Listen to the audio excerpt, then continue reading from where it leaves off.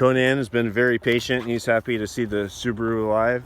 And Mike is just such an amazing person that I had to capture some of his story about how he in fact ended up with this Subaru in the creek over there. Before he gets started, I just want to add that it's totally fair that I went and solved this problem for him, because I actually camped right over there, and this is his spot that he'd been, and he saw me over here and he was waiting for me to leave, and when I wouldn't leave, he's like, oh, just cross the creek. And so anyway, I will quit hogging the space. And so yes, just want to greet everybody, and yes, this is how we came to meet. Nathan and I was in distress. I was made a stupid decision to cross that river, but it looked like shallow water, and I walked it. I actually walked across before, and it was. I thought it was doable, but I made the wrong decision, and I went tried to cross that river and got stuck, man. All the waters were coming into the Subaru. I was in panic, and I had everything that I have is in that car, pretty much. So I started throwing stuff out of the car while the water was just coming in. The dog was tripping out, and then I saw Nathan out of the car. I was like, man, this is the only guy that I can probably ask for some help. And at that time he was running with his dog, and so I said, hey man, do you know anybody that can help me? And he right away said, yeah, just give me a minute, I'll be over there. And then he told me that he's a mechanic, and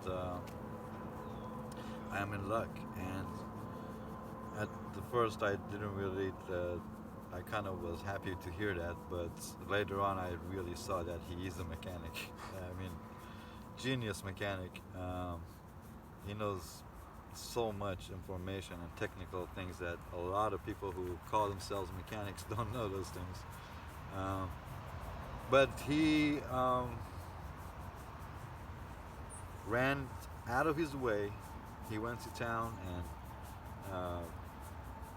bought straps, bought gadgets to come and pull come that car along out. And we got it out, and then he went and ran his marathon. He was getting ready for a marathon, and he ran his marathon and got the first place and came back with the trophy. He came back to help me again, and because at that point the car wouldn't start.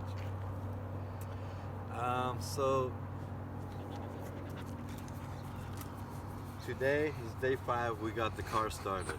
He went absolutely out of his way to help me, and he is a champion of human kindness. Absolutely. much love. Yeah, absolutely. And now we're kicking back together and enjoying some conversations. And during these 5 days, it seemed like we had so much information to share with each other, and